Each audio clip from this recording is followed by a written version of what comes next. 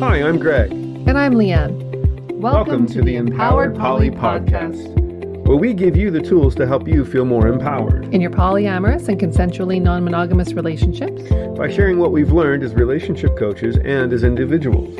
Empowered Poly is LGBTQ2IA+, alternative lifestyle, and kink friendly. Thank you for joining us and enjoy the show. Hi, and welcome to episode 37 of the Empowered Poly Podcast. Today, we will be talking about threesomes with our special guest, Ali Hendry. She is a holistic relationship coach and a TEDx speaker. Welcome, Ali. Thank you for being here with us. Hello. Thank you for inviting me here. How wonderful to be here. Oh, yes, thanks. Welcome. Thank you. Well, we are online friends. We've met a few times. We have met in the Diva relationship room, and I've also been to some of your brilliant events that you host online as well. And I'm part of your Facebook group. So yeah, we're familiar with each other's work. Absolutely. Well, thank you for your support. Mm-hmm. Always a pleasure. So shall we just jump right in then, hey? Let's do it. When we reached out to you to have you as a guest on the podcast, you had given us a list of topics that you were interested in. One of them on the list was organizing threesomes. And of course, that's the one that we picked. I'm just curious to know why that one was one of the topics on your list of things that you were interested in. Yeah, I mean, I love a threesome and I also love a list. So why not do them both at the same time? Make lists while you're having threesomes. I've just got an image of you in a threesome writing a list. Yeah. Yes, why not? I feel a list coming on. No pun intended. Yeah, exactly. I do think that preparing for a threesome, organizing a threesome is going to enhance that experience. And sometimes I talk to individuals who have just fallen into one, which is fun and sexy and hot. However, as an educator, I know that having a little bit more information around it and having a bit more prep can potentially enhance that situation. So it comes from an education place, and it also comes from an experience place, and being able to say, hey, this can work well, this might work well, this didn't work well for me, but it might for you, kind of thing. So that's really where it came from. Mm-hmm. And it's an interesting topic for us too, because I'll speak for myself that, I've had experiences with threesomes, 2 women, 1 man, and 2 men, 1 woman, never with a non-binary person and never with all the same gender. So my experience is limited to those, but also, I've had a mix of kind of outcomes where there were some negative outcomes in some situations and some really positive outcomes in others. So yeah, I agree that some planning could have maybe mitigated some of those more painful experiences for sure. Yep. Yeah, and dynamics. And it's one of those things that we do as humans. We are always comparing, which can be very useful and also very unhelpful sometimes. But looking back and saying, actually, that dynamic was created because we didn't do that at that point, or one of us didn't recognize that there'd been a shift in the energy, or we didn't have a conversation about what happens if somebody leaves the space. Do we carry on without them? Which could be fine, but also could be pretty devastating when the person walks back in and goes, oh, great, thanks for waiting, not sort of thing. So it can be a mix. Yeah. I think organizing and planning these can certainly reduce the potential for harm. And obviously it wouldn't, well, not obviously, but it probably wouldn't be sort of intentional harm, but unintentional harm nonetheless, right? And I think that's really important, is that going into these things, like most things in life, prepared, will result in hopefully a better and more enjoyable outcome for all involved. Yeah, absolutely. Yeah, with maybe a caveat that, of course, things can be planned to a certain degree and then change. Right. And that unexpected things will happen that you maybe didn't plan for. So, recognizing all of that sort of nuance and gray area too, right? Yeah. And sometimes it just happens and it goes brilliantly. I Yeah. had a situation, it was my birthday, and my non-monogamous partner at the time, she'd booked me a kind of luxury tent in a Mhm. field somewhere with all the trimmings. And we'd been sort of primary partners, and we both had, well, I'd had some dalliances, as I call them, with other people. And I'd had sex with this person fairly recently, and I was talking about this person. And my girlfriend was going, "Oh, yeah, it'd be really hot to have sex in a tent." And I said, "Yeah, it would, wouldn't it? But, I'm not sure what they're doing. I'm not sure where they are or what the situation is." As we were talking about this person, my phone buzzed and they came up and said, "Oh, hey, what are you two doing? I know you're having this night together, and I'm just thinking about it, dot, dot, dot." And that was a Mm, sign. Mm. So mm, they came over and we had 2 hours of fun between the three of mm, us. And that was completely spontaneous. However, I think, looking at the different dynamics of that situation, I was secure in my relationship with my primary partner. I knew this other person. We'd had sex together. It wasn't a threat to anybody. This Mm. person had had a significant amount of threesomes in there, and foursomes and sevensomes, they said as well at one point. So they knew the kind of the rules, if you like, of engagement. And Mhm. so it worked really, really well in that instance. And there hadn't been some of the things that we're going to talk about today in terms of planning. However, it was a phenomenal birthday present. mhm. Right. Happy Right. birthday to you. Happy Yeah. birthday, Do you know what I Ali. mean? Yes. So, what do you think is, I mean, in this case, it was a special occasion, so that could be a motivator, right? But what Mm. are some of the other motivators that you find bring people to the idea of having a threesome? Yeah, it's a good question because it's one of those things that we should be thinking about. Why this and Hmm. why now? Because some of the reasons can be fantastic and wonderful and beautiful reasons, and some of them cannot be so helpful. So the good ones would be around, wanting to add something to a relationship or enhance it, feeling closer because you've got this new experience, this kind of shared vulnerability, getting more knowledge of your partner. Perhaps you want to play around with power in a way that you haven't done already in your dynamic, and this other person has got a different energy, so you can play around with that. Um, a shared experience that can always bond us. This could be just a relationship bucket list thing, or exploring sexuality. So it may be that you want to, sleep with a different gender, or exploring non-monogamy, kind of finding out, is this for us? Is this a sort of way into non-monogamy and fun? And on the other side, it could be because there's something missing, or it's an antidote to cheating, or one of you or both of you are finding a way out, or it's some kind of forced non-monogamy. So it's an important question to think about, why and why now. I Hmm. think it's also important to think about, like, as an individual. So you mentioned forced non-monogamy. I think if you're the one being asked to participate in it by your partner, what be very clear about your motivations as well, right? It's like, am I doing this because it's something that I actually authentically want to experience, even from a place of curiosity, right? Because we talk about consent, right? So even from a place of curious consent, is it something that I'm still actively choosing to do?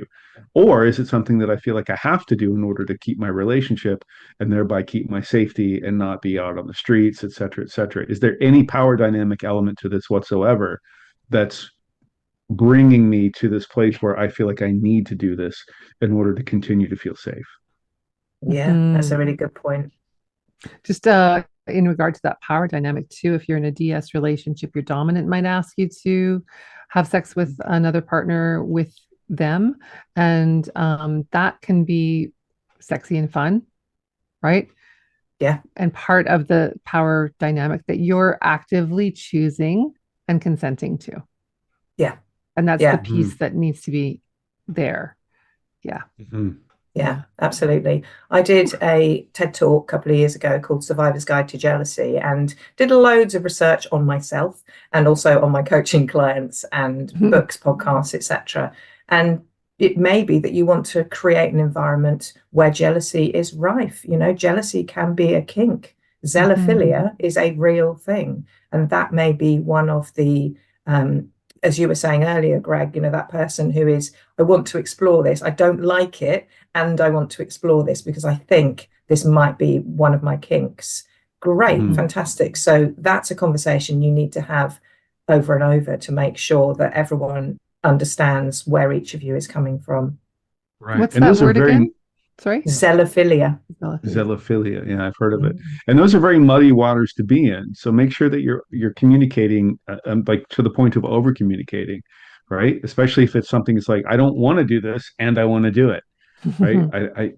But I do want to do it because I don't want to do it. That's a very complicated, muddy place to be. So just make sure that if you find yourself in that place, that you're actively participating in conversations about how that looks, what that means to you, and Mm, and and what's your anchor going to be.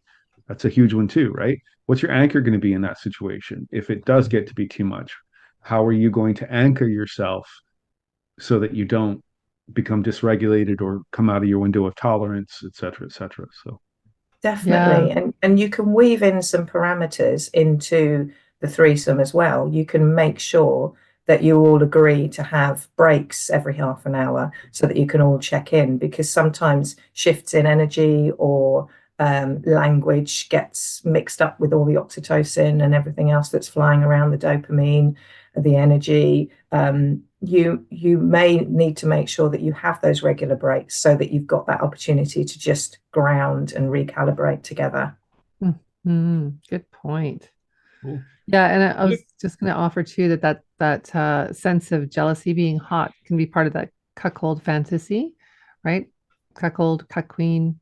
Yeah. Oh, Yeah, and it yeah. can also be the other way too. It not necessarily just cuckold, but sort of almost like a from a kink perspective, a lending out of property, Hmm. that kind of thing too, right?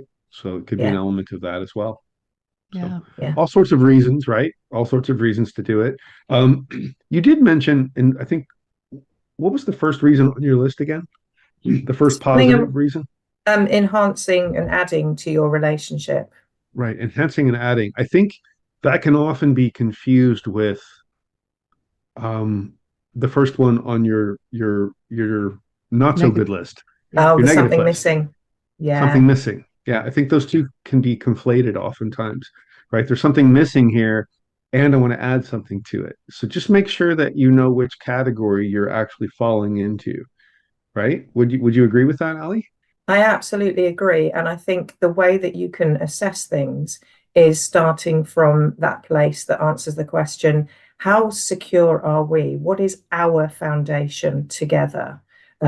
It's interesting. We're actually talking, I mean, there are different ways of having a threesome. We're talking about, we're assuming that it's two people in an established relationship bringing in a third person. And of course, it may be three individuals who've never slept together, or it could be Hmm.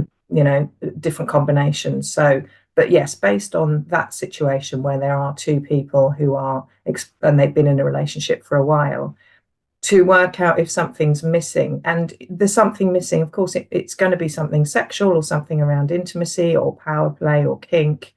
That's great.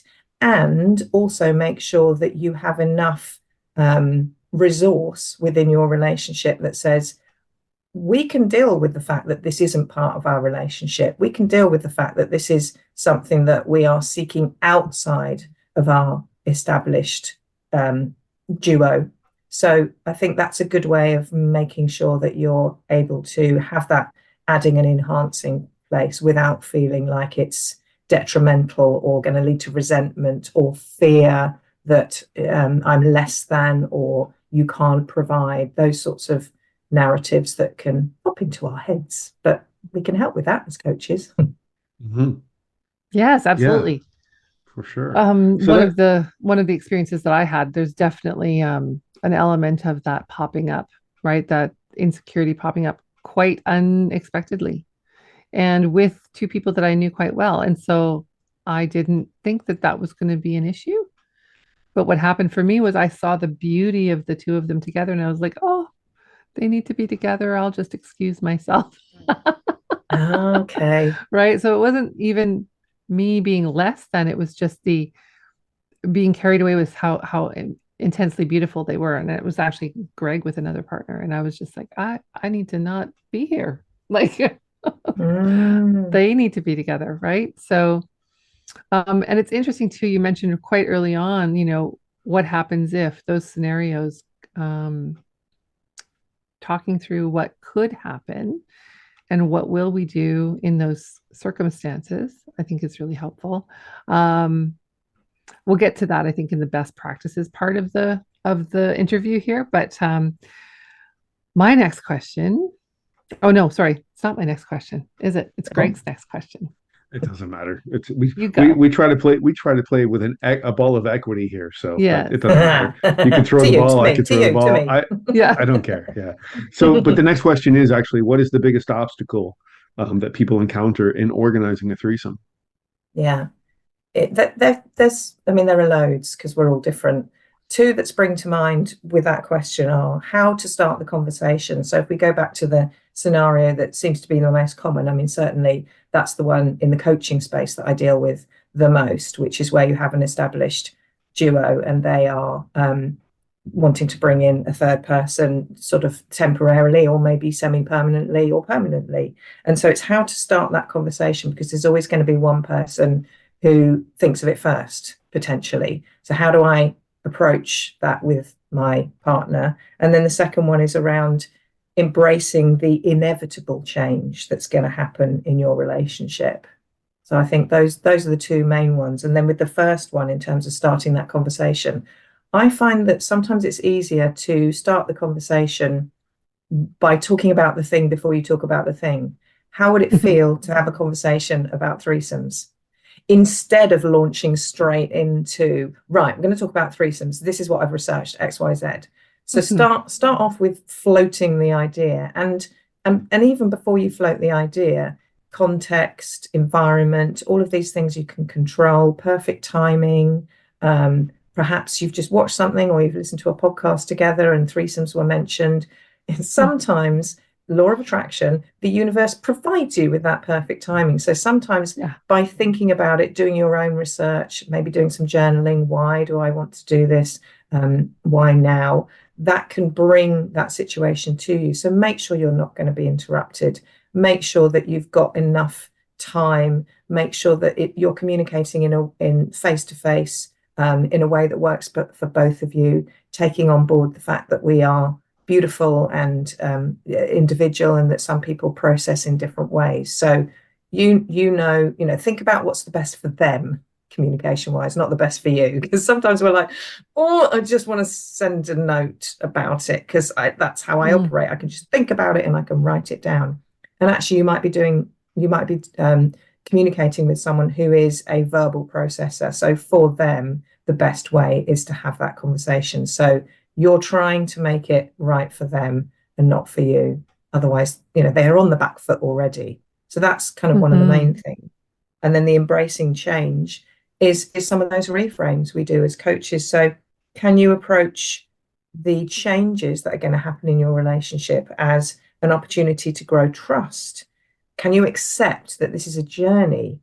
Can you take off the expectations around it that can really let us down or do a number on us sometimes? And actually think about this is a journey. There's not necessarily an end state. You might have conversations about this and you might end up with having fantasies about it and talking about threesomes and never actually having a threesome. And that is enough for your dynamic. So not being too, pun intended, wedded to an outcome, just going with that flow with that other person. Yeah, I love those questions. That curiosity, right? That's just so fundamental to not only the work that we do as coaches, but also fundamental to the process of getting to know ourselves. We must get curious about those things, right? Can we reframe this in a way that actually enhances who we are as not only a duo, as you like to say, but as individuals as well, right? Yeah. Like Yeah. what is this going to give me as an individual, right? What am I capable of handling? What am I not capable of handling? All et cetera, et cetera. So yeah, I love those questions. That's phenomenal. Thank you. Yeah. You're going to learn so much about yourself, people, when you go on this journey. It's going to be amazing. And thank you for the reminder on the duos. I do. I mean, I'm trying to get out of saying couples. I used to say couple coaching, and now I say duo coaching because, as we all know in this space, people relationship in lots of different ways. And so moving away from that mononormativity way of thinking and moving into the language that actually includes, and it does get people thinking, oh, why are you saying duos? Because there are two of you, and there may be more in the future or less. Who knows? Right. Yeah. Yeah, it's a really good point. Thank you for bringing that up. Again, I think this is probably something that we can talk about in the best practices piece, but the part about, enhancing a relationship by adding someone to the relationship, that kind of language can be around unicorn hunting. And so maybe if it's okay with you, we can come back to that when we're in the best practices part of things, and just discuss what that is, and what people can look for, or try not to do, or just best practices. You've said it now. Should we do it now? Shall we? Or Okay. are we Let's going to do it keep them now. waiting? I don't know. Sure. I don't Listeners, know. are you intrigued? I am. Right. There's no reason that we can't go into best practices now, really. Sure. They Okay. don't know. So They don't know the list, They right? don't know the list. You don't know They that there was a list. I mean, I like lists, I people, do but too. are you a I so list love lists. person? Mm. I am a I list person, 100%. me I too. have papers on my desk with lists, and then Yeah. lists of lists, and then I have notes on my list to make another list. Yeah. Oh, do Ooh. you Wow. add things to the bottom of your list and cross them off when you've I do like before totally. you've done them? It's like, oh, and I You want to add that on and as another, yeah. know Mm. what I do though is when I Right. at the end of the day, like sometimes I will actually add things to the list that I've done that day that weren't on the list initially, and then I Yes. cross them off. That is Yes. that is a most glorious feeling. It's wonderful. We've all done it. Yes. Okay, let's talk unicorn hunting then. Yeah. So when I hear those words, um, I think unicorn hunting, which sort of in the poly community is defined as very typically um, a heterosexual man with a bisexual woman seeking a bisexual woman. Not always. The genders aren't necessarily that way. That can be any gender structure, but that's typically what you're looking for. And the reason they're referred to as unicorns is because they're mythical, in that the seeking, what you're seeking is someone who will have a sexual attraction to both of you equally, and potentially a romantic attraction to both of you equally if you are looking for a long-term relationship with them. Will want to follow your rules that you've established as an established couple, right? Often the seeking leads to a closed triad is the request made of the unicorn. Um, and even in saying all of this, there are women and men who are bisexual, who or pan, who want those experiences with a couple. Um, for me, that's different, and perfectly okay for them to, you know, look for that. The reverse becomes problematic when couple privilege is in play and they're imposing rules and they're having conversations that impact the new person without their input. So that's kind of unicorn hunting in a nutshell. So let's talk about that in relationship to threesomes and what you think about it, Ali, and how you would manage it with a client. Oh, and Greg, you want to add to that? I just want to add, yeah, I just want to add one more thing Yeah. to that unicorn hunting definition, and that is language. As we just talked about language, the importance of it with duo Mm, versus couple and all that. But I think one of the important things too is language within the hunting definition oftentimes refers to as looking for a third. right. Like So an it accessory. automatically, yeah, exactly. It automatically Mhm, implies a level of hierarchy, priority. We have two duo, and now we're looking for a third, right? And mhm. I find that language should be quite problematic personally, and I don't use it for that reason. And then also, as by an extension, the terms primary and secondary, I don't use those as well. So Yeah. anyway, just wanted to And point some that out people, that right? They might have a Sure, hierarchical relationship, and as long as sure. they're communicating that, right? Absolutely. For me, 100%. that's If that's important. the way you want to do it, that's great. That's fine. It's not for me, but what I'm saying is that when it comes to unicorn hunting specifically, there's two people looking for a third, right? And so Usually, automatically you have a power imbalance yeah. at play there because of the language. Okay, let's hear Yeah. from Ali now. Did we Yeah. cover all the points? You Yeah. covered all You have nothing to bases. say. I mean, I'm just saying Oh, I agree. It's all up for grabs. I think one thing, if you're talking about it in terms of there are the two of us and we are looking for somebody to um, come along and we want to be the three of us, then what you're basically, for more than a night mm. or a day or in a tent, for but if you want to create a three, you are creating a new relationship. And Yes. so you're absolutely right. There is this established duo, and you have your way of being, and you have this language and this energy and this vibration together that you've been growing, and language in terms of physical words, and also just language in terms of way of being, way of operating together. And Hmm. so bringing in, and I'm trying to get away from bringing in because it's having three people in the space. That means you have to deconstruct that too and start again. So that would be my take. Yeah. Yeah. I mean, that's a larger scale sort of, you know, taking a duo into a triad kind of a situation. But I think even on a smaller scale, whether you're just going to do it for an afternoon in a tent or whatever, I think it's still important to deconstruct that enmeshment Yeah, and disentangle, at least temporarily, while you're in there. It's not us with them. It's me with them, it's me with you, right? The seven different relationships, right? That we talk about oftentimes in triads, Do right? you want me to run those down? What those Sure, are? go ahead. Yeah. Okay, so the first three are the relationships we have with ourselves, which are usually ignored. Then there's the sort of original, the OG,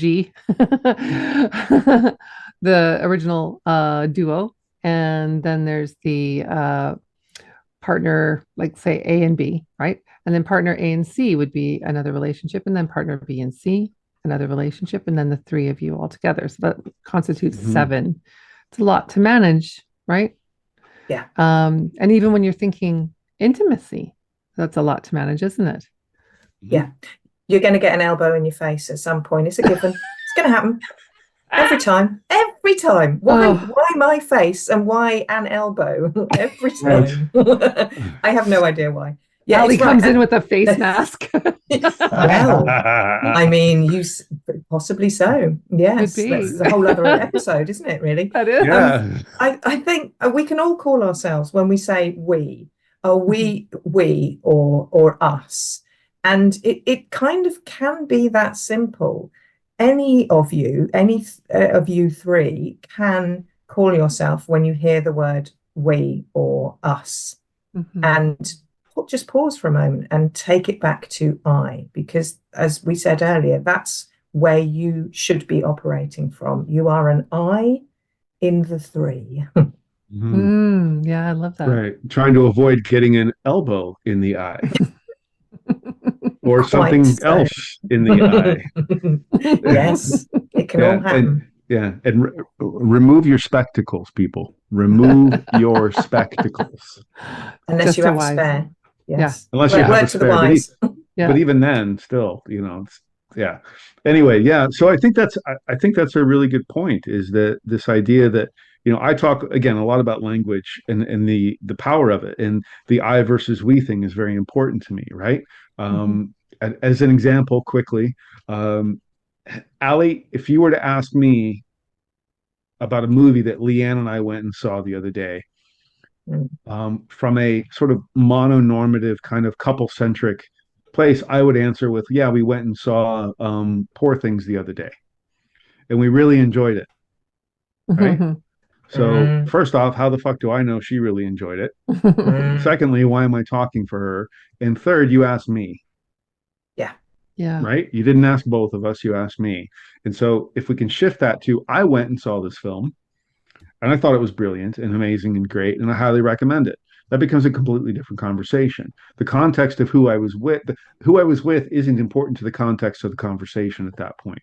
But Right. then if you were to say, did you go with somebody? Oh yeah, I went with Leanne. Well, what do you think, right? And so then that opens up the whole thing, right? But it's that I versus we mentality, right? I think that's so important. And if you're going into a threesome, foursome, sevensome, whatever it is, it's I. There are Mhm. individuals involved in that, right? Mhm. And That's a each great of those example. individuals need to be respected. Yeah. Mhm. Yeah, Mhm. that's a brilliant example. And anyone who's entering any kind of non-monogamous setup, I think that's a really good practice to start as soon as you can. Yeah. If you are interested in deconstructing your duo and working on reducing that couple privilege that can show up. Yeah. Yeah, absolutely. Mm. So, okay, let's move forward then. What sort of myths and misconceptions do people have, do you find, about threesomes? The biggest one that it's all about sex, which it can be. Mm. It could be all about kink. It could be all Mhm. about community. You just love being in community. It could be Mm. about improving communication. It could be that that's an area that you want to get involved with, or it could be role play. It's been on your list and you want to do that whole going to a bar and picking someone up and you've already established, the three people are there. It could be any of that sort of stuff. It could be that another stereotype is that, as we've said earlier, that it's a straight monogamous couple Mhm. bringing in a bisexual woman who is going to fancy the two people equally, Yeah. which is never going to happen, people. Newsflash, if you've never had a threesome, now this may just be me, and you two can let me know. If you have had a threesome, every threesome I've ever had, I've always fancied one person slightly more than the other, and sometimes even more than slightly more. I think that's a given. Is it? Would you say the same, Would you think two? so. And when you say fancy, it's not necessarily that you prefer one person over the other. It's just what's happening in the moment. Yeah, absolutely. How you operate and what's being stimulated and what's being that Right, connection and how you're fizzing off each other. I have an right. offering that can reduce that actually, which is a blindfold. Oh So, no. so that person who's blindfolded then just experiences sensations and doesn't have really an awareness of who's giving them that sensation, Yeah, right? So, that's a good one. Interesting. Yeah, that's a good yes, one. I like that. it's a nice Other little tip. myths. Nice little tip. You heard it here first. Um, Yeah. other myths are around that everything's going to flow and it's going to look like porn, Mm. and that all of that stuff. That Yeah. you are going to need breaks for snacks and drinks. You are Mhm. and check-ins, very important check-ins. There are going to be funny noises. There's going to be laughter. There's going to be humor. But I love when humor comes into sex. I mean, not laughing at Mhm. you, but laughing Yeah. laughing because it's kind of ridiculous sometimes. It's just Yeah. fun. So I think that's another myth. Another myth is around that it's going to improve your sex life. And I think that can be quite a sort of a dangerous area to go into. And we need to be aware of things like boundaries, making sure that we haven't got porous or rigid boundaries, that Yeah. we're not feeding into any kind of sexual gaps or frustrations, a little bit like what we talked about a little bit earlier. Um, and then I think the other myth is around people often forget that there is, if we're talking about a couple, there is or duo, there's another person, there's a human being. They're not your sex toy unless they I want was to going be to your say, sex toy. And I have yeah. actually really enjoyed that when Mhm. I wanted to be this a married couple's sex toy, and it was hot and it was fun, and I really enjoyed that. So if that's the kink, great, bring it on. What we talked about earlier about being prepared for that. Have those Yeah. conversations beforehand. Don't just Yeah. make those No, assumptions. no, exactly. Yeah. And that's the hot, and that's the prep, when you're talking about it and you've got your WhatsApp group and you're sharing the things that you would like to do and how you would like to do them.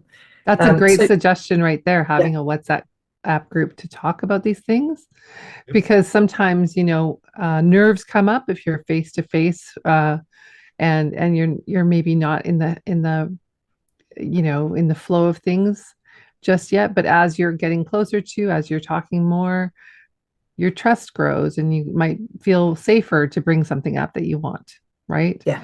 And it can be a little bit of a buffer just to have it through text so that you're not like, having everybody watch you flush with embarrassment as you're asking for this particular action, right? Yeah. Yeah. Um, it's a It's nice, good prep. It is. yeah, And make sure that you have met before and you have done chemistry checks, and hopefully you've had, one or two clothed meetings together. yeah, Because we talk about this in the dating world, actually. I have clients who come to me and they're in their dating season, and they have had maybe one phone call with somebody, and then they've had, maybe a month's worth of text messages, and it's become text messages at first thing in the morning, last thing at night. You've got this whole relationship that's built up around texts, and it's only half the relationship, and yet we've already made lots of decisions about it, and we've fed into it, and we've created a narrative and a story and a happy ever after, when mm, actually you go on your second date a month later, having talked to each other every single day, and both of you go, oh, you're not quite who I thought you were. So remember that text messages, you're only getting about 10% of the information. You're not true. getting the verbals, you're not getting the non-verbals, you're just getting the words. Hmm. Oftentimes, you're not getting the mistakes, Yeah, right? One of the benefits of text messaging is that you can backspace, backspace, delete, delete, delete, right? You can't yeah. backspace or delete in person. Once it's come out your face, it's out your face forever. It's true. Well, and also you do have to be mindful when you are texting with somebody about these things that you don't, like you said, you only get 10% of the information. So if that's the case, you're not getting the tone of voice or reading the energy, and you might misconstrue intent. So, yeah, like Yeah. make no assumptions, get clarity. Yeah, absolutely. And Yeah. also when you bring in things like neurodivergence and how people Oh, operate and yeah. processing speeds, then you've got another beautiful layer of communication that you should be aware of. Yeah, So absolutely. have we covered the myths and misconceptions well enough? Yeah, I Oh, I think have so. one.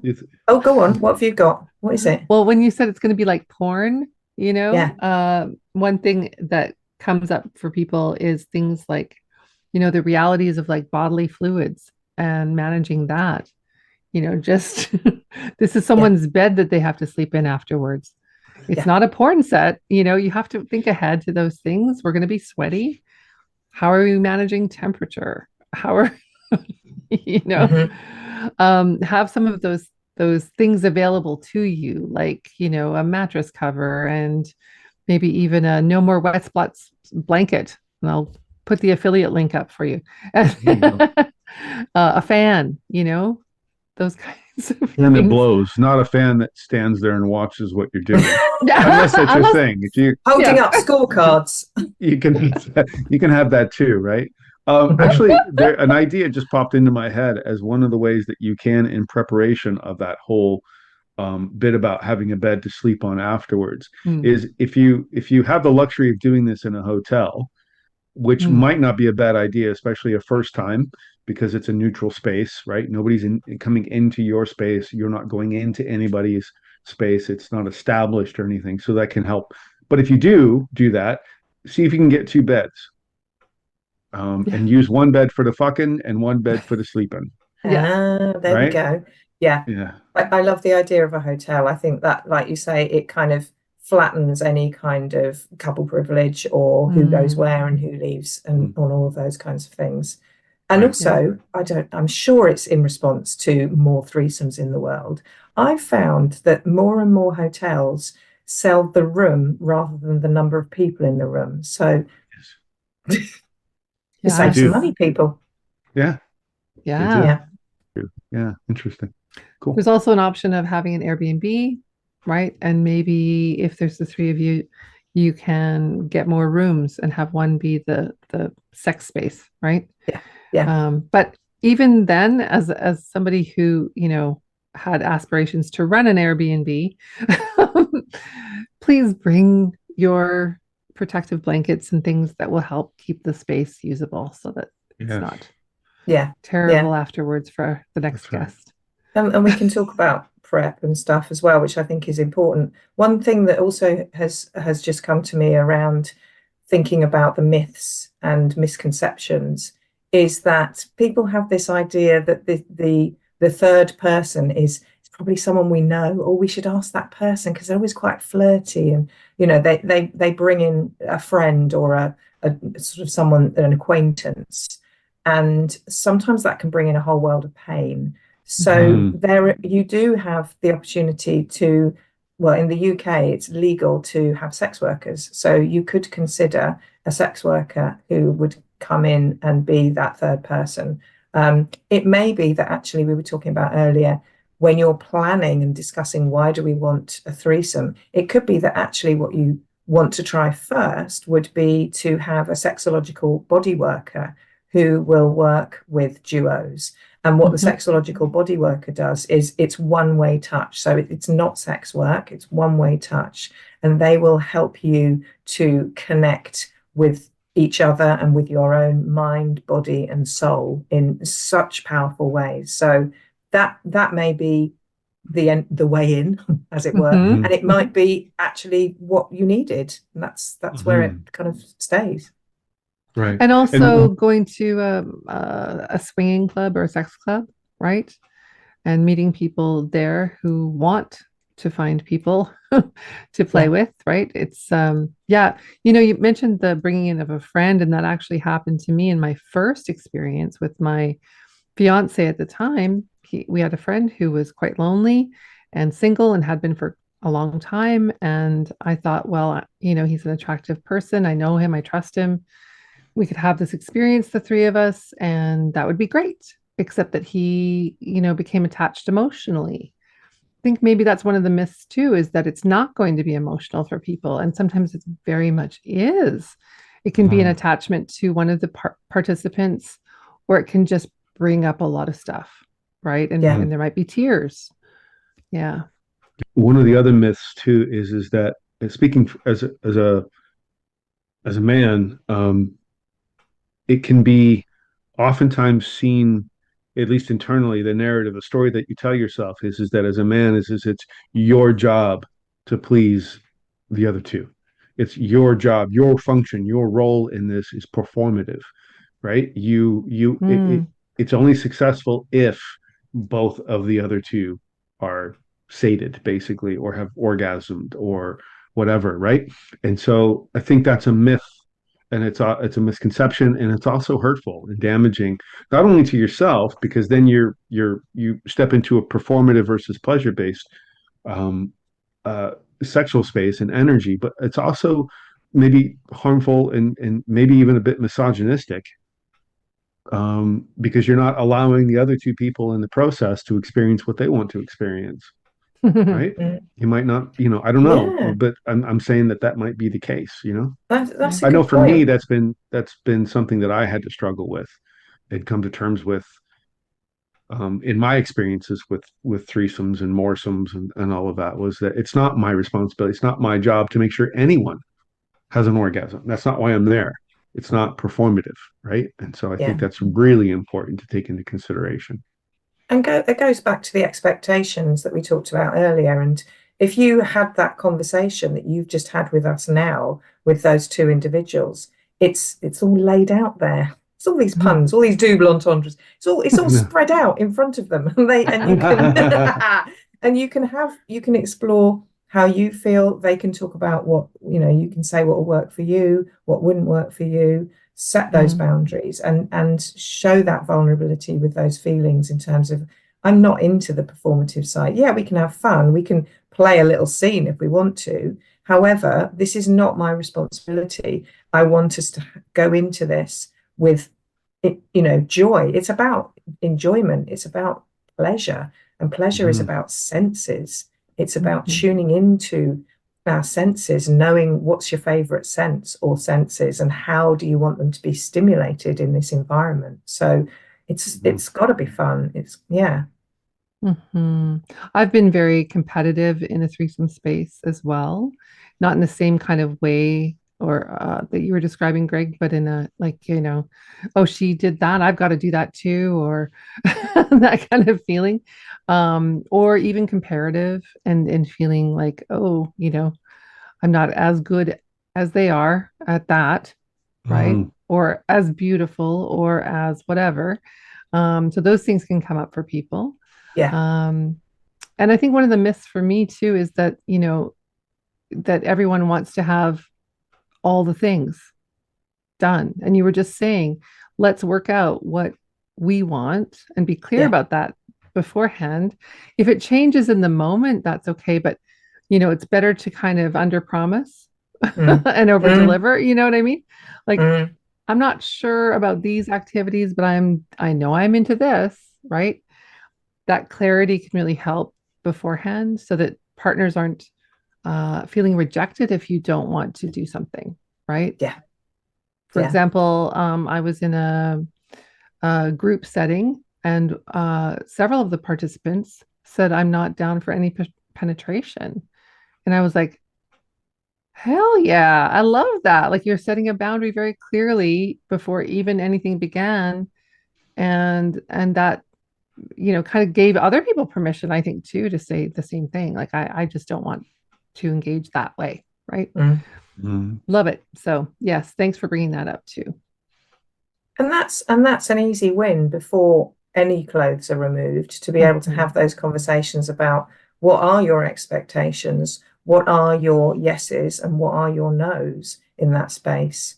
And I love what you were saying about that kind of competition piece. I think that will show up, and that could be part of any dynamics that are in the space if somebody is more sexually matched in a particular Mm, part of their sex than mhm, another place, then that is that moment to just stop for a moment and say, "Are you okay?"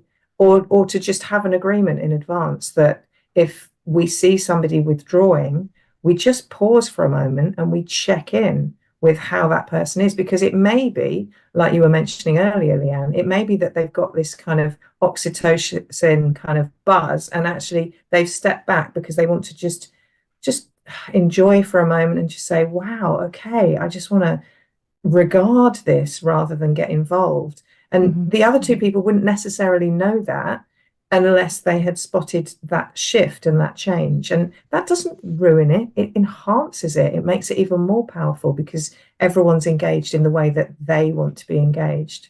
Mhm. mhm. Yeah, great points. Love that. So, We should did write a we talk book. about best practices yet? We've Not touched yet. on a few as we've been going through, but So, I think there's a list. I think there's a Am I list. right? You know Is there a what? You'll list? not be surprised, There's a list. listeners, to hear that there is a list. What best practices would you recommend for a threesome? Well, let me share my list with you. um, I mean, List me, obviously, baby. but list me, baby. Obviously, they're book a workshop with any one of us three here, Mhm. or book some coaching. I do run workshops, communication workshops around threesomes and also one-to-one work. And I know you both do one-to-one work as well, and duo work, and throuple and beyond work. So think about whether you can resource that. It may be that you want to use this podcast as a starting point. So you and your other person or people want to sit down and listen to this together, and then allow some time afterwards where you can have conversations about what's coming up for you. So, in terms of the best practices, we said this right at the beginning: explore the why, know your own why, and be able to share it with the others. And also explore your what's. What are your fantasies? What's your pleasure? Communicate your boundaries. I mean, this is in any sexual intimacy situation, of course. So, making sure that you are clear on the boundary work that needs to be done, and making sure what your default state is. If you are a bit of a people pleaser, make that, declare that, and see what work you need to do. Is there any prep around that you need to do? Because you are setting and maintaining those boundaries. Um, think about things like the space, like we've said about using a neutral space. Um, what else do you need to do in terms of curating that environment? We've talked about spill mats and all of those sorts of things. Toys. I made a mistake, or I didn't know that people could get attached to silicone, and I had a sex toy that I was using with one particular partner, and then I used it in another setting when they weren't present, and they got very, very upset. Mm. Rightly so, because I hadn't thought about asking, and I should have thought about asking. So make sure that you don't just go, "Oh, I'll bring the toy box," because it may be that there are some things that are not for sharing. Mhm. Safety. So whether you might be, as we've said, it could be three people who haven't had a threesome before and don't know each other, or it could be that there's a duo. You still need to do those things that you would do in any situation in terms of make sure someone knows where you are, have a conversation about how you all define what safe sex means. Within the lesbian community, I find we're really, really bad at just assuming that you can't catch anything, that you are going to be fine and safe, and that you don't need to discuss safe sex, or indeed that you don't need to get tested. Mm. Yes, you do. You need to understand how your body works, how other people's bodies work. Make sure you all know what your definition is of safe sex, and indeed what your definition is of sex, because you might say, actually, this is just going to be about kink. Great. How do you define kink? What does kink mean to you? All of these things you need to communicate in advance. Um, and then consent. I know we've talked about that, making sure that it's always informed, enthusiastic, ongoing, and that a maybe, we've said before, there could be a nuance around a maybe. In the first instance, that maybe has to be treated as a no. Remember, you are looking for a yes. You're looking for a strong yes, not the absence of a no. Okay, so it's that's being aware of that. Take the breaks so we know about the shifts, etc. And prep. All of that prep. You've got time. There's no rush. Well, there can be a rush and it can be hot, but if you, for the first time, I would suggest that you give yourself the luxury of preparation time. Mhm. Those are I great. would That's a add, yeah, I would add risk tolerance might vary from partner to partner. That's a good one. So maybe have that conversation in the sexual safety piece, Yeah, mm, deferring to the person who has sort of the highest uh,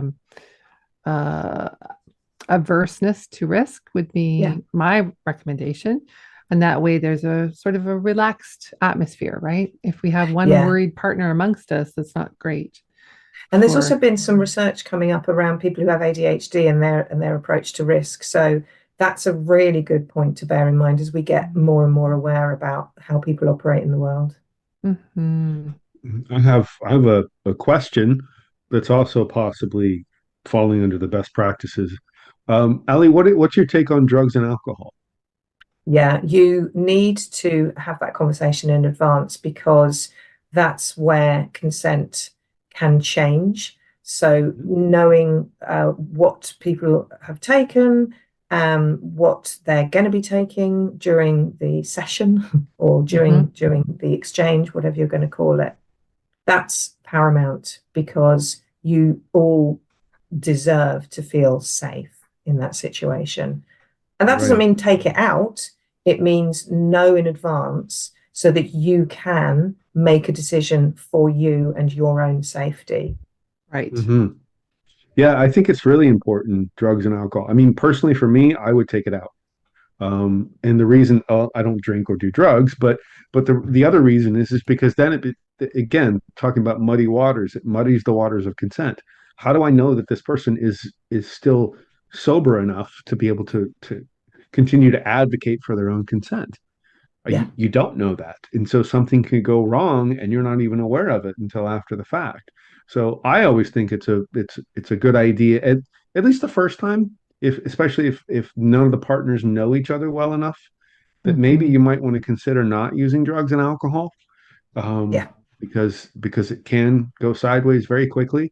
And that's been my experience personally, is yeah, that you can make assumptions and you can, the idea behind consent is consent is ongoing and it's in the moment. It's not blanket. It's not yes. It's not one yes, right? I remember being in a multiple partner sexual situation, and I actually found this incredibly hot. Asking each time you wanted to do something, Mm, every single time. So if I wanted to kiss her on the hip, can I kiss you there? mhm, Can I kiss you here? Can I do this? Can I do that? That's actually, some people might find it laborious, but I found it quite hot, Mm. you know? Yeah. But then again, consent is a kink for me. I love it. I love consent. Um, mhm. and so I think it's important just to maybe consider that, maybe not having the drinks beforehand. Maybe you need that as a social lubricant, but is there a way around that somehow for you? Yeah. You know? Well, I'm the same as you. I don't drink or do drugs. I've been sober for 9 years, and I prefer to sleep with people who haven't had a drink because we're on the same page. And I think what you said about maybe the first time, try and keep the drink and the drugs out of it if possible. I think that's a really good thing to have a conversation about. Yeah, of course, I can remember a time when I would have been like, are you nuts? Of course, I'm going to have a couple of drinks to, as you say, to get that kind of get in the mood. Mm, How else can you get in the mood? Because dopamine is a wonderful thing, and Mhm. dopamine can be created from the lighting, from eating good food, from music. And mhm. so you can, from lots of things, have a look, go and see how you can stimulate your dopamine so that you Mhm. can be in that space of joy without something that could impair your decision making. Right, Mhm. right. Yeah. And about the enthusiastic consent piece, I think we talked about this once before, you and I, but I like to give a lot of maybes because I don't know, right, until the moment is upon me or until I have, experience with someone. And it might only be like the first hour of experience where I kind of test the waters and feel myself, feeling more comfortable before I'm able to give a yes. Or it still might be I'm curious about that, but to me, that's still a yes. Mm. It might come out as a maybe, but I think being clear about that with my partners is important to say, if I'm curious about something, you can take that as a yes, Yeah. right? Even if I'm Yeah. unsure, because I'm often willing to push my own boundaries. I love that. That's a kink for me. So, Mm. just trying something new. I haven't done that before. Would you like to do that? Maybe, right? So it's on the menu, but it's maybe on the bottom of the menu, and we'll get to it if I'm able to go there. Do you know what I Yeah. mean? I Yeah. do, I do. And I think we can borrow from kink. We can use a Yeah. traffic light system if that's required, Yes. We can use a safe word as well if that's Yes. something that's required because it's very busy. I know there's only three people, but there's a lot going on. So the more that you can mitigate for, the better, really. Mhm. Someone It's needs to very be busy. I directing love that. traffic. I love that. It's very It busy. is. It is. It's a It's busy very It's busy. a lot of situation. elbows. It's It's a a lot lot of of elbows, elbows in a lot a of lot of elbows, faces. assholes, and Yeah. penises and whatever else you're I mean, into. Not I necessarily. love that when you're lying there in this tangle and you're Yeah. looking across the bodies and thinking, I don't actually know which is my leg. That's It's fun. It's That is fun. fun. fun. Yeah. Okay, so what fears have you noticed that people come with when they're thinking about having a threesome? And what do they do to manage those? Yeah, I mean there are so many. I think it's definitely worth doing some journaling. When I say Mm. journaling, I don't mean sitting in front of a wizened book with your magic pen. I mean, you might do that, but journaling could also be I'm going to go for a walk and have a think about it. You could do mental journaling. You could do audio journaling. You can record, you can speak into your phone kind of thing. So have some time and think about what are my concerns and where do I think they might be coming from. I think to kind of support any concerns we can start with knowing ourselves more. because stuff's going to happen that is going to surprise us potentially. So if we know what we need, if we know how we reset and recalibrate, if we know what works for us to calm our central nervous system, then that can really help us in those situations. And also knowing things like, what's your sexual design? So are you demisexual? Is that something that is useful for others to know, that actually you are operating from, I need more of a connection, so I can't just go into this threesome situation. We're going to have to meet for a few times, go for a few meals, watch, go to movies together or something, and then once I feel that connection, then we can move into it. So knowing if you're demisexual or sapiosexual, aromantic, any of those sexual designs that will help you manage your side of the street and also help others know you. Attraction style is another one. Is your attraction style sexual or physical or emotional, romantic, olfactory? I'm all about the smells, me. I love the smells, not just the smells of the other person, the smells of the environment as well. So what's going to turn you on? What's that attraction that will float your boat? And types of desire. We know the spontaneous and the responsive desire that Emily Nagoski talks about in their book, Come As You Are. Contextual. So again, knowing how you operate. Are you someone who it's flicking a switch, you're there, you're on, you're ready? Or are you someone who actually needs a scene to be curated before they get into that situation? This is all information that's useful to help with those fears and those concerns. And then, like we said earlier, defining what sex is, what intimacy is, what pleasure is. If you can have those sorts of conversations, because it may be for you, you're all about the spiritual. Sex for you is something spiritual. Fabulous. Let's know that. Let's understand that. Let's see how we can learn something new and incorporate that. Perhaps there's a little ritual that you like to do at the beginning. Oh, I'm all about that. Let's explore what that might look like before we engage in clothing removal. So for me, it's that knowing you, not rushing it, and think you can only go at the speed of the slowest person, which is what we say about non-monogamy as well. When you're going into non-monogamy, it's the same with threesomes. You can only go at the speed of the slowest person. So bearing that in mind and thinking about, like we said earlier, that first step. Is there a first step? Watching porn, going to a sex club, listening to a sexy audio book, Facebook group, going to a workshop, those sorts of things. Right. And going to a sex club, you don't have to participate in anything. You can observe and just be in that sexually charged environment for a while and see how that feels, So loads of permission to just be in that space. Yeah.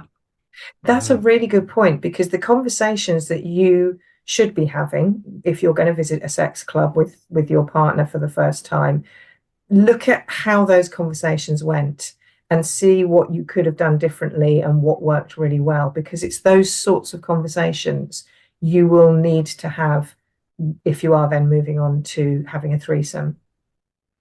Before we move on, I just want to touch on two things. One is you talked about sort of knowing yourself and what turns you on. I do have a short quiz that I crafted called the Sexual Languages Quiz that I'll post at the bottom of this information for the podcast. And the other thing is, can we talk a little bit about the solo person embarking on this threesome journey? Am I allowed to go to the sex clubs? I think, there are certain nights when single men, for example, are encouraged to go, not allowed on other nights. I think single women are pretty much encouraged to go. And, knowing what club it is and what the culture of the club is. We have one here that's great, that's very LGBTQ friendly, right? And so if that's what you're looking for, make sure that you're kind of in alignment, right? Yeah. But do you have any other tips for solo folks? You don't have to go straight into the threesome situation. It may be that you, and obviously depending on the consent and what goes on with the duo, it may be that you have sex with one person first in one situation, and then you might have sex with the other person in a different situation, and then that might lead to the threesome situation. So there are so many different ways that you could do that. It may be that you have sex online first or on the phone first, so you can feel how safe you feel around that situation with those two people, because it can, obviously you're also looking for the couple privilege side of things and wanting to feel autonomous and included and not an add-on. So there's all of those sorts of juicy things that we've talked about, and the safety side as well.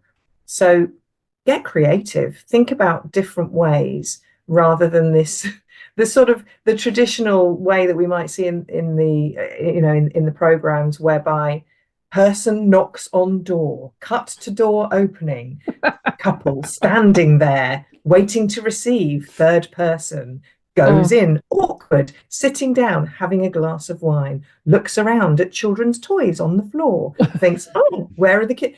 All of that kind of, that's one version that we probably see all the time. It doesn't have to be like that. Yeah. Oh, Right. that's funny. That's a good point. That's a good point.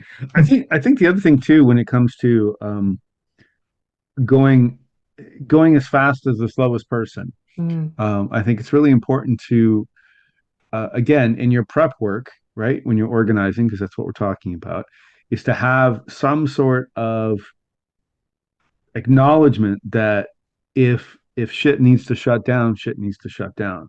And Yes. it's a no questions asked, shit needs to shut down, right? Yes.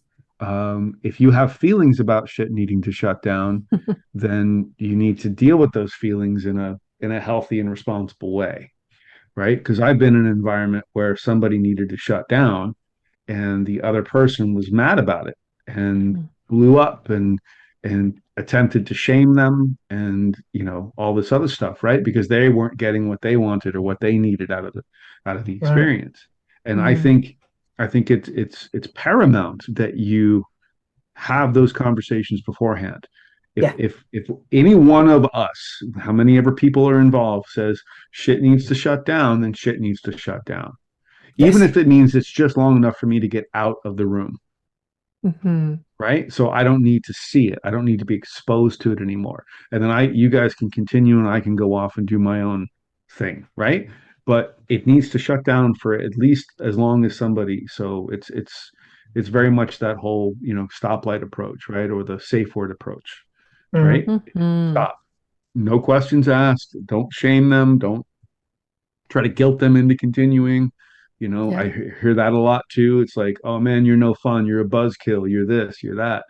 It's like, yeah, it's just such a horrible place to be. And you don't feel safe advocating for yourself if you're afraid that that's what's going to happen. And so then you Mm-hmm. end up finding yourself in situations that you're not comfortable with and you're not consenting to. So Yeah. Right. We just get make into sure that that everybody's on the manipulative. same page with that. What's that? Absolutely. We get into that manipulative place, which Right. can show up. I mean, just think about yourselves as the three musketeers, all for one and one for all. I'm So if one D'Artagnan. person is out, you are not the three musketeers anymore. You are something else that needs to be either created or, as you say, shut down. Yeah. Right. I'm only D'Artagnan because I don't remember the other two names. But yeah, There's Oh, we're there's going to have to four Google it actually. now. D'Artagnan was the fourth. oh, he was You can right, have a foursome as well if you want to, right, If Leanne. you want Nobody's to. right. stopping you. That's right. So I guess the last question that we have is aftercare. Yeah, What this is sort of such a aftercare would good. you recommend? Absolutely. And again, we're borrowing from the kink world. We can borrow so much from the kink world. They do things so well. They are the ones who do agreements so beautifully and bringing in the joy of agreements into all different types of relationships. If you're going into the kink world, when it's done very, very well, you will find other parts of your life change because of the way things are set up. And aftercare is something that comes up very powerfully in the kink world. So I think about it in terms of grounding and connecting. What's a grounding and connecting activity that we're going to do at the end? And decide before, don't decide at the end, decide before what that grounding and connecting activity is going to be. It's going to be something that engages your senses in a way that you want your senses to be engaged. So are you a touch person and it needs to be cuddles? Are you a sight person and you need to just, draw back the curtains and look out the window? Are you a hearing person? You need to play certain sorts of music. So what for the three of you is going to ground and connect you together and also bring you back into your own mind, body, spirit, because bits of you have been split off while you've been in this situation of extreme chemical high. And so there is going to be that drop. There's going to be that kind of breathe out. So having that conversation about how you ground and how you connect and bring yourself back into you, and save your feedback for another day, I would say. Yeah. Feedback's Yeah. great. I love a bit of feedback. It don't bring it into aftercare though. And decide in advance how you're going to do the feedback. Is it going to be, you're going to go for a coffee the next day? Are you going to, have you got your WhatsApp group?